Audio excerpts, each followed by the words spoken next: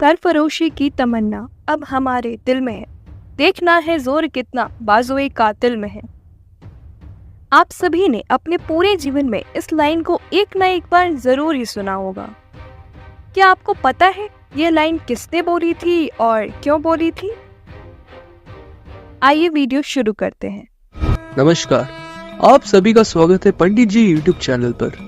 सभी भारतवासियों ने अपना 77वां आजादी का अमृत महोत्सव मना लिया है। इसी दिन के लिए हमारे ना जाने कितने वीर क्रांतिकारियों ने अपने प्राणों की आहुति दी थी और अंग्रेजों के विरुद्ध हमारे वीर क्रांतिकारियों ने कई बड़ी घटनाओं को अंजाम भी दिया था। उन्हीं अनेकों घटनाओं में से एक घटना है जिसकी शुरुआत वर्ष 1920 में हो गई थी। महात्मा गांधी ने असहयोग आंदोलन शुरू किया था। आंदोलन जब अपनी चरम पर था तभी 4 फरवरी 1922 को उत्तर प्रदेश के गोरखपुर में हुआ चौरी चौरा कांड। लोक आंदोलन में कुछ प्रदर्शनकारियों ने पास के पुलिस स्टेशन में आग लगा दी, जिसके कारण कुछ पुलिसकर्मी मारे गए। पता नहीं कारण यही था या कुछ और, जो महात्मा गांधी ने अपना असहयोग आंदोलन वापस ले लिया। इस असहयोग आंदोलन ने भारत के युवाओं को बहुत प्रेरित किया। युवाओं को इस आंदोलन से लग रहा था कि अब भारत आजाद हो जाएगा, लेकिन बीच में पता नहीं ऐसा क्या हो जाता है कि महात्मा गांधी जी अपना ही आंदोलन अपने आप वापस ले लेते हैं।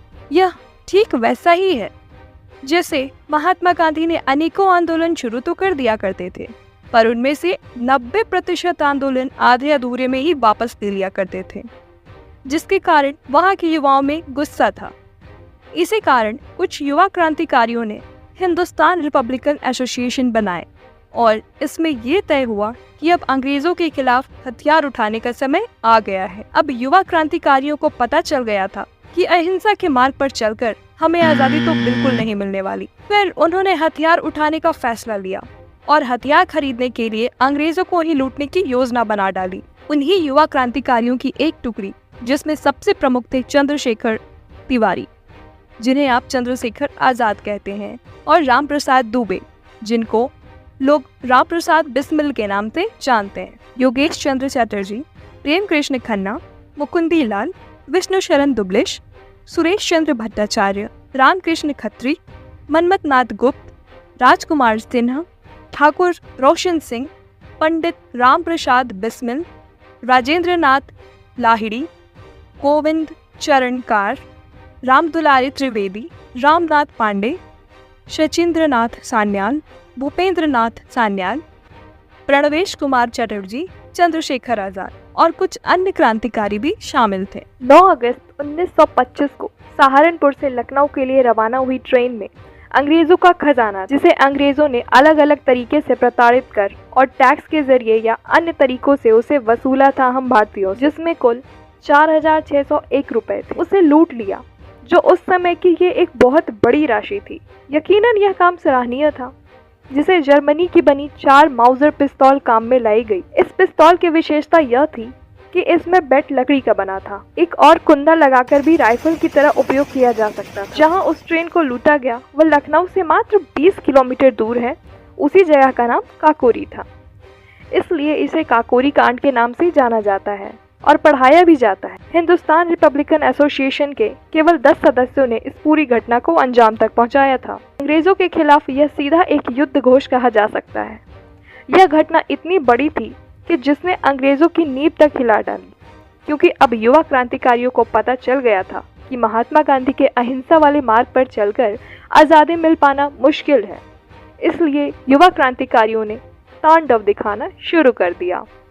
इस घटना से अंग्रेज इतने डर गए थे कि अंग्रेजी सत्ता ने क्रांतिकारियों की पार्टी हिंदुस्तान रिपब्लिकन एसोसिएशन के कुल 40 क्रांतिकारियों पर विद्रोह का, सरकारी खजाना लूटने का और जो पाप उन्होंने नहीं किया, जैसे कि ट्रेन में मौजूद निर्दोषों की हत्या उन्होंने नहीं की थी, फिर भी उनके ऊपर यह आरोप लगाकर और उन्हें आनन फानन में वीर क्रांतिकारियों को फांसी की सजा सुनाई गई। फांसी पर चढ़ने से पहले राम प्रसाद बिस्मिल जी ने ये लाइन कही थी, सरफरोशी की तमन्ना अब हमारे दिल में है, देखना है जोर कितना बाजुए कातिल में है।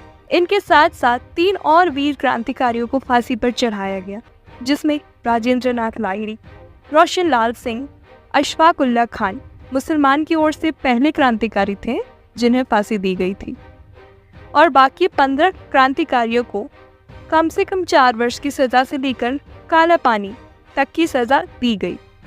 उन्हीं क्रांतिकारी में से केवल चंद्रशेखर आजाद जी थे जो बच गए, जिन्हें बाद में अंग्रेजों ने अल्फ्रेड पार्क में घेर लिया था।